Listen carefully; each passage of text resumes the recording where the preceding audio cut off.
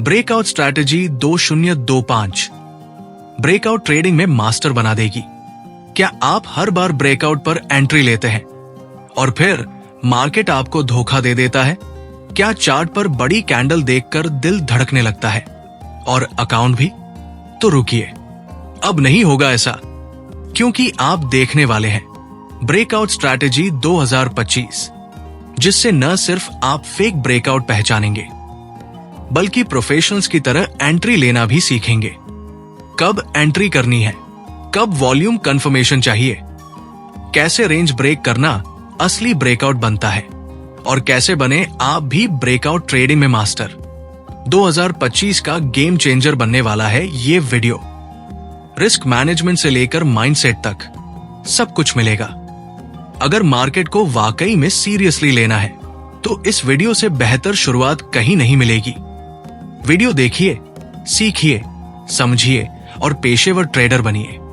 This is not just strategy, ये है एक ट्रेडिंग माइंडसेट। क्या आपने कभी सोचा है कि मार्केट में वही लोग क्यों कमाते हैं जो दूसरों की भीड़ से अलग सोचते हैं? क्या आपको भी ट्रेडिंग में वही पुरानी बोरिंग बातें सुनकर थकान सी महसूस होती है? क्या आप भी सोचते हैं कि यार, इतना कुछ पढ़ने सीखने के बाद भी प्रॉफिट क्यों नहीं आता है? तो ध्यान से सुनिए, क्योंकि अब जो आप सुनने जा रहे हैं वो सिर्फ एक बुक की समझ नहीं है, बल्कि ट्रेडिंग की दुनिया का ऐसा गूढ़ रहस्य है जो आपको भीतर तक हिला देगा। एक ऐसा सच जो चार्ट के पीछे छुपा है, लेकिन दिखता सिर्फ उन्हीं को है जो देखना जानते हैं। ब्रेकआउट ये कोई जादू नहीं है, ये एक साइंस है, ये एक आर्ट है। और अगर आपने इस ब्रेकआउट को समय रहते पहचान लिया तो मार्केट का हर झटका, हर गिरावट, हर उछाल सिर्फ आपके फायदे में काम करेगा। ट्रेडिंग में भीड़ का हिस्सा बनने से बेहतर है उस भीड़ को लीड करना सीखो। हम आपको हर एक माइंडसेट और हर एक प्रैक्टिकल तरीका सिखाएंगे जो सुनील गुज्जर ने अपनी किताब ब्रेकआउट ट्रेडिंग मेड इजी में बताया है। लेकिन हम इसे किसी स्टूडियो की तरह नहीं, बल्कि रियल ग्राउंड की तरह पेश करेंगे, जहां हर शब्द का वजन है, हर वाक्य का मतलब है, जहां बातों में भाव है और भावों में पैसे हैं। अगर आप ब्रेकआउट को सिर्फ एक लाइन खींचने का नाम समझते हैं तो ये कंटेंट आपकी सोच को पूरी तरह बदल देगा। यहां ब्रेकआउट का मतलब है मौके को पहचानना, भीड़ से पहले चलना और मार्केट को अपने हिसाब से मोड़ देना। तो बस अब कमर कस लीजिए, क्योंकि आप सुनने जा रहे हैं एक ऐसा कंटेंट जिसकी गहराई में उतरकर आप कहेंगे, यार, ऐसा कुछ तो कभी किसी ने बताया ही नहीं। ये कोई बुक समरी नहीं है, ये एक हथियार है, मार्केट को हराने का हथियार, अपने डर को मार गिराने का हथियार और खुद को एक प्रोफेशनल स्वयं फॉलोवर बनाने का अभियान। अब सवाल नहीं उठेंगे कि क्या करें, अब जवाब मिलेगा, बस यही करना है।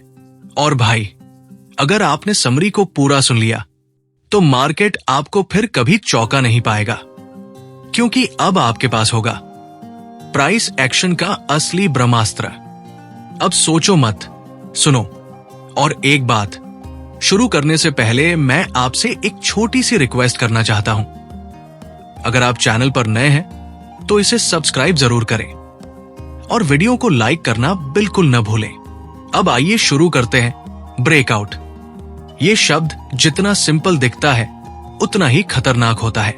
जो इसका मतलब समझ गया मार्केट से प्रॉफिट निकाल लेता है, और जो सिर्फ लाइनें खींचता रह गया वो ऐसा काटता रहा। दिक्कत ये नहीं है कि लोग सीखना नहीं चाहते, दिक्कत ये है कि लोग ट्रेडिंग को युवा समझ बैठे हैं। हर बार चार्ट पर एक बॉक्स बनाकर ऊपर की लाइन टूटे तो बाय, नीचे की टूटे तो सेल। भाई, इतना आसान होता तो हर गली में करोड़पति घूम रहे होते। ब्रेकआउट चार्ट पर नहीं बनता, बनता है इरादों में। जब एक स्टॉक कई दिनों, हफ्तों, कभी कभी महीनों से एक दायरे में घूम रहा होता है तो वहां कुछ चल रहा होता है, चुपचाप, शांत, मगर बहुत ताकतवर।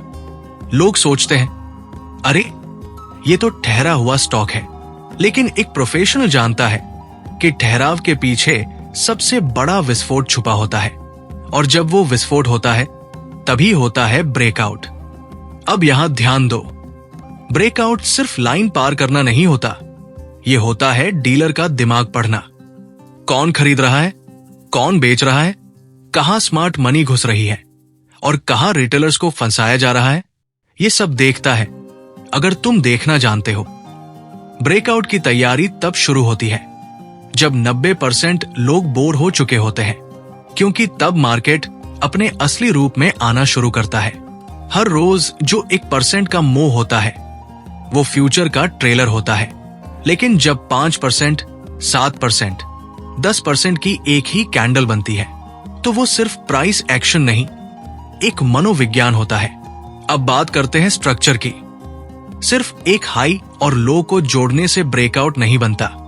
देखना होगा क्या वह रेंज में सच्चाई क्यों हो रहा है, क्या वहां वॉल्यूम कंप्रेस हो रहा है, क्या लंबे विक्स नीचे की तरफ बन रहे हैं, क्या ब्रेकआउट से एक दिन पहले कोई ट्रैप कैंडल बनी है।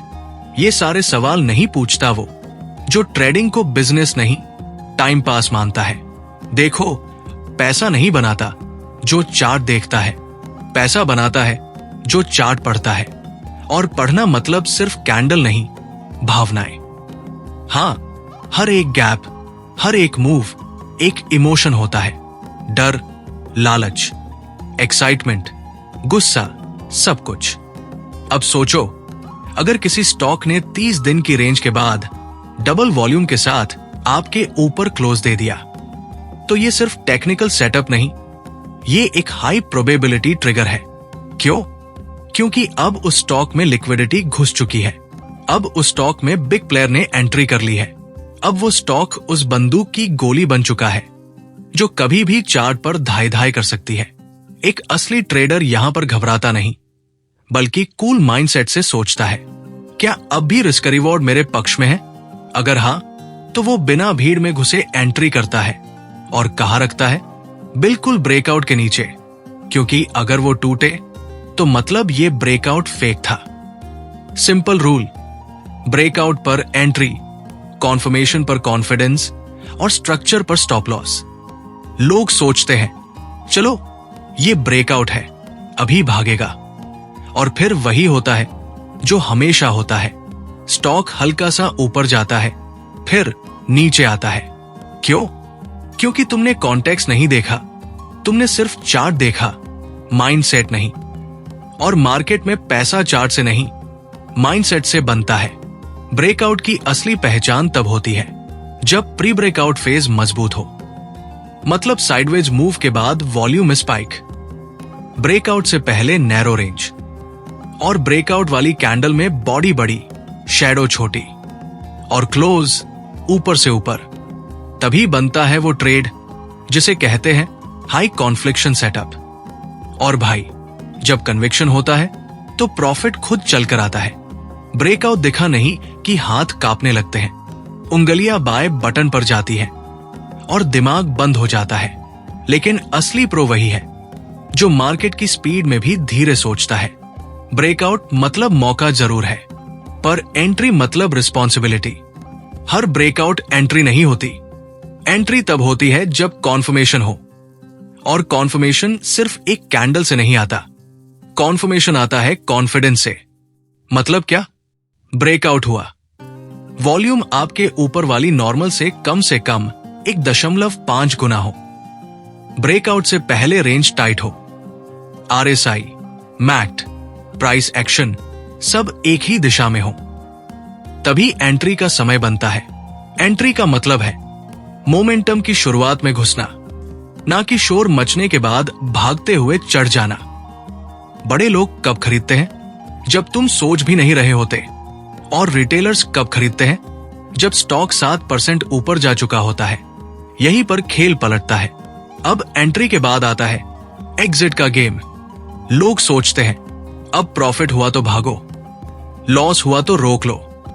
यही उल्टा फॉर्मूला सबसे ज्यादा खून करता है। ट्रेडिंग का मतलब होता है फ्लेन के हिसाब से टेक ऑफ और लैंडिंग। मतलब अगर टारगेट 5% है तो 5% पर ही निकलो। अगर स्ट्रक्चर टूटा तो बिना हिचकिचाहट निकाल लो। अगर मूव खिंच रहा है तो ट्रेलिंग स्टॉप लॉस लगाओ। बिल्कुल सर्जिकल स्ट्राइक की तरह, ना ज्यादा लालच ना ज्यादा डर। ट्रेडिंग में एग्जिट हमेशा लॉजिक से होना चाहिए, इमोशन से नहीं। क्यों? क्योंकि इमोशनल एग्जिट या तो प्रॉफिट छोटा कर देता है या लॉस बड़ा। अब आते हैं उस शब्द पर जिससे सबसे ज्यादा नफरत होती है, स्टॉप लॉस। बिल्कुल ऐसा जैसे कोई तलवार सीने में घुस गई हो। पर यही पर तय होता है कौन गेम से बाहर होगा और कौन लॉन्ग टर्म में जिंदा बचेगा। स्टॉप लॉस लगाना मतलब डरपोक होना नहीं, बल्कि डिसिप्लिन का सबसे ऊंचा लेवल है। स्टॉप लॉस सुरक्षा कवच है जो तुम्हें एक गलत ट्रेड से बचाता है और कैपिटल को बचाता है फ्यूचर ट्रेडिंग के लिए। कहां लगाना है? ब्रेकआउट कैंडल के लो से थोड़ा नीचे। एसएल को मत देखो रुकावट की तरह, देखो इंश्योरेंस की तरह। तुम बाइक चलाते हो तो हेलमेट लगाते हो ना, तो ट्रेड करते हो तो एसएल क्यों नहीं? अगर एसएल हिट हो गया तो गाली मत दो, मार्केट ने तुम्हें बचाया है। एक गलत एसएल का नुकसान एक बड़ा सबक देता है। अभी लॉस नहीं, लाइफ बदल देता है। एसएल का होना मतलब तुम इमोशनल डिप्रेशन से बाहर हो, तुम सच में सीरियस हो इस गेम को लेकर। अब समझो, ब्रेकआउट के बाद प्राइस ऊपर जा रहा है पर वॉल्यूम गिर रहा है, तो समझो स्मार्ट मनी निकल रही है। मतलब तुम्हें एग्जिट सोचना शुरू कर देना चाहिए। और अगर प्राइस ऊपर जा रहा है, वॉल्यूम स्टेबल है, तो राइड करो। ट्रेलिंग स्टॉप लॉस ऐसे यूज करो, 5 EMA के नीचे, या प्रीवियस डे के लो के नीचे, या स्विंग लो के नीचे। याद रखो, एंट्री से ज्यादा जरूरी है एग्जिट। ग्लैमर्स नहीं, जिम्मेदार है। प्रॉफिट में एग्जिट प्लान कॉन्फिडेंस, लॉस में एग्जिट प्लान सर्वाइवल, और दोनों के बिना ट्रेडिंग सुसाइड।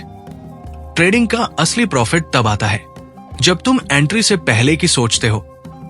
एंट्री पर एक्साइटमेंट होता है, एग्जिट पर एक्सपीरियंस। अब एक बात हमेशा याद रखना, छोटा हो या बड़ा, एंट्री से पहले खुद से एक सवाल पूछो, क्या मैं इस ट्रेंड को समझ पाया हूं? अगर जवाब हाँ है तो घुसो, नहीं तो देखो, सीखो और आगे बढ़ो। मार्केट हर दिन मौका देगा, हर दिन सिखाएगा, पर हर दिन माफ नहीं करेगा।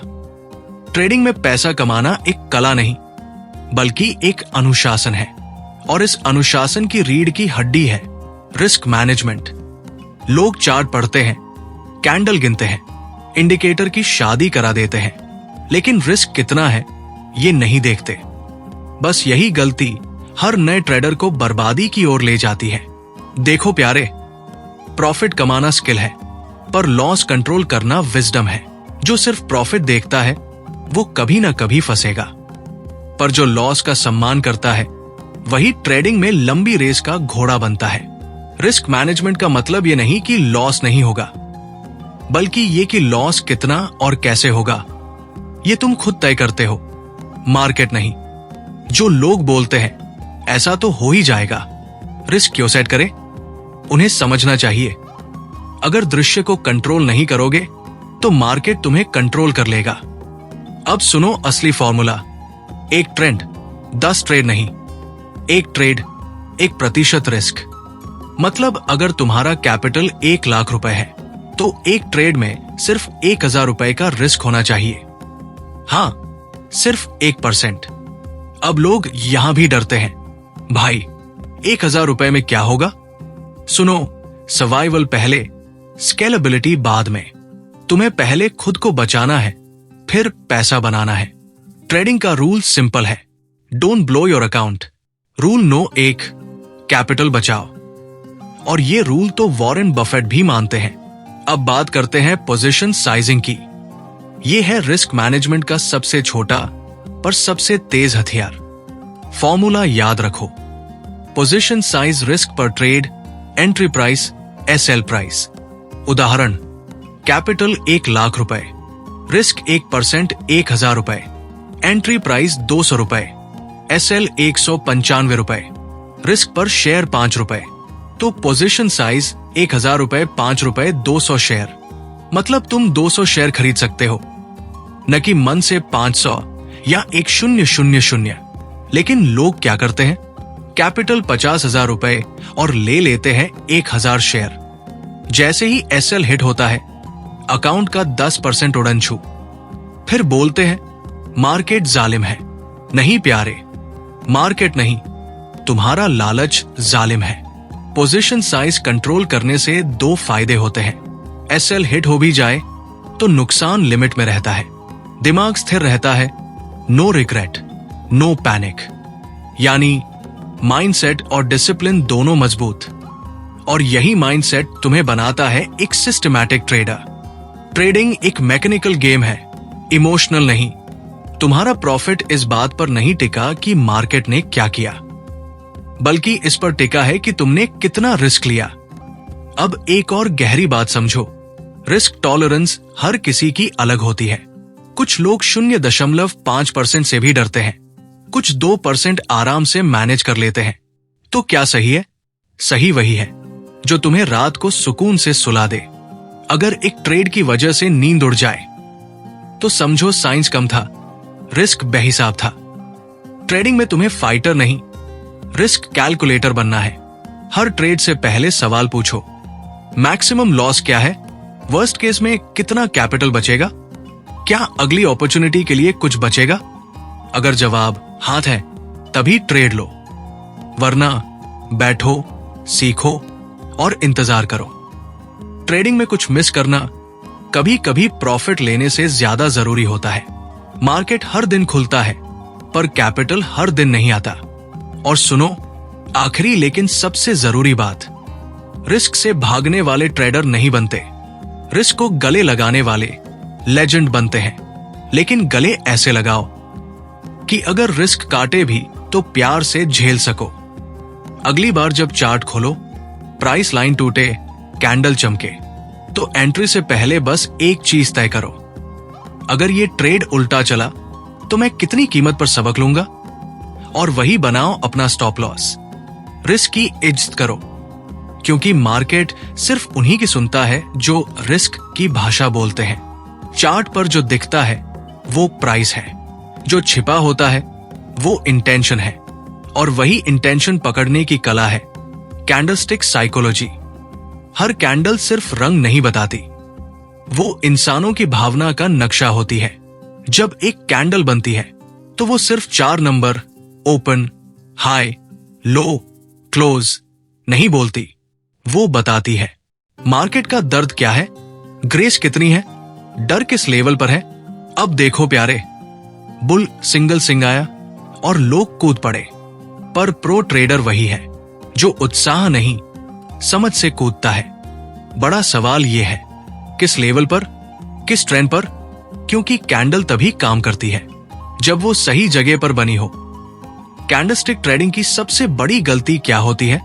आइसोलेटेड कैंडल देखना, मतलब सिर्फ पैटर्न देखकर ट्रेड ले लेना। लेकिन याद रखो, पैटर्न कभी अकेला नहीं चलता, वो तो एक कहानी का आखिरी पन्ना होता है। अगर तुम्हें पूरा चैप्टर नहीं समझ आया तो पैटर्न तुम्हें धोखा देगा। अब सुनो, जब तुम एक हैमर कैंडल देखते हो सपोर्ट पर, तो वो सिर्फ एक तेल वाली कैंडल नहीं होती, वो होती है बायर्स की हिम्मत की पुकार। उसके अंदर छिपा होता है शांत स्टॉप लॉस और फिर स्मार्ट बाइंग। इसी तरह शूटिंग स्टार आता है रेजिस्टेंस पर, तो समझो मार्केट बोल रहा है अब बहुत हुआ, ऊपर नहीं जा सकता। लेकिन लोग क्या करते हैं?